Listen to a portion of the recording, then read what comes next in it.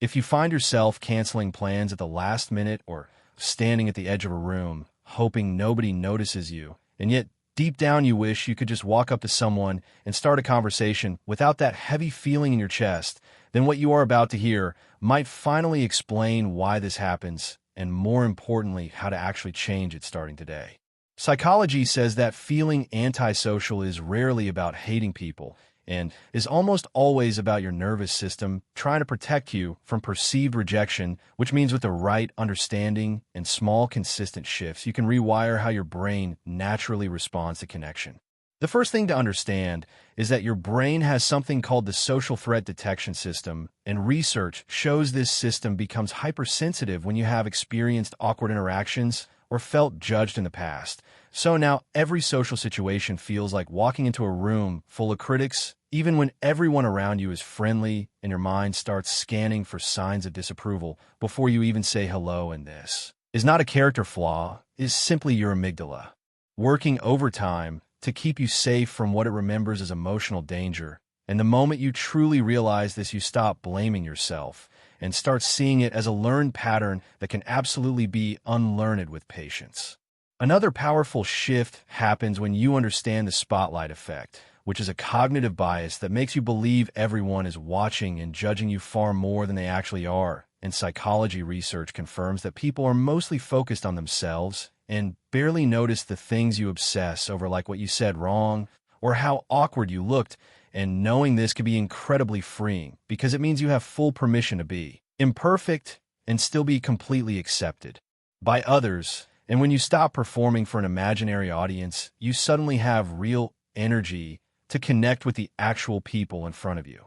Your brain also needs what researchers call microdoses of social exposure. And this means you do not have to force yourself into overwhelming situations to become more social, because instead you start small with brief interactions that feel manageable, like making genuine eye contact with a cashier or sending a quick message to an old friend.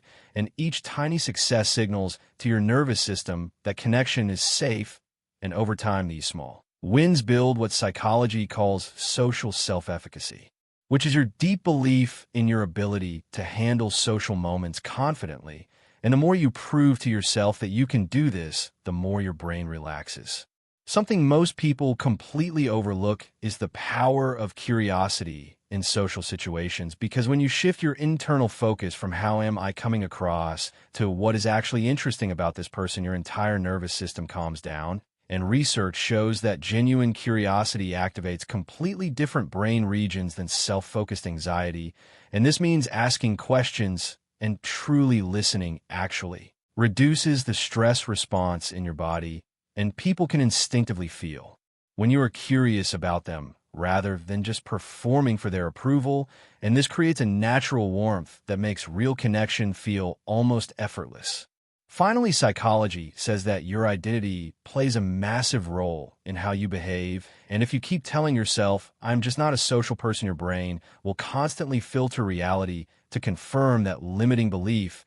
And this is called identity-based behavior, and it works in reverse too, because when you start seeing yourself as someone who is actively learning to enjoy connection, your brain begins noticing opportunities instead of threats everywhere, and you do not need to become an extrovert to feel comfortable around people. You just need to update the story you tell yourself about who you truly are. So if you have been feeling disconnected and isolated, remember that your brain is not broken. It is simply trying to protect you based on old experiences, and by understanding how the spotlight effect distorts your perception and taking small, consistent steps to build confidence, and replacing anxious self-focus with genuine curiosity and updating your personal identity around connection, you can absolutely become someone who feels naturally at ease around others and actually deeply enjoys it. If this video helped you understand yourself a little better, then like and subscribe for more psychology insights that make life feel less confusing, and share this with someone who might really need to hear these words today.